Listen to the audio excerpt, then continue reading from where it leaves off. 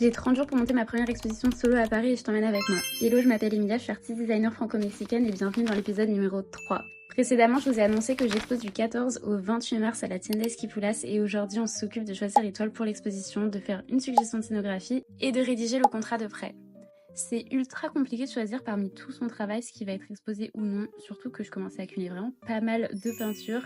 Mais du coup j'ai tout sorti, je me suis demandé ce qui irait le mieux avec ce que j'ai envie de transmettre. J'ai donc choisi cette toile sur laquelle j'avais collé justement un ex-voto que j'ai acheté à la Tienda Esquipulas l'année dernière sans savoir qu'un an après j'allais exposer chez eux. J'ai aussi choisi la Cabeza Olmeca, le photomaton, une de mes récentes toiles qui représente le mythe du lapin dans la lune au Mexique. Et comme monter une expo en 30 jours ne suffisait pas, j'ai décidé de créer une toile surprise pour l'occasion.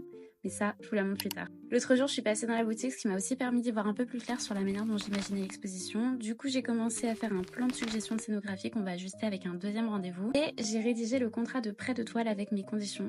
C'est hyper important d'encadrer une collaboration même lors d'un prêt en mentionnant bien les choses que vous souhaitez mettre en place. Bref, on est maintenant à 3 semaines de l'expo et je trouve qu'on avance quand même pas mal. Mais dans le prochain épisode, on s'occupera des cartels de l'exposition et d'une grosse partie j'ai nommé la com. Et d'ici là, abonne-toi pour ne pas louper l'avancée du projet.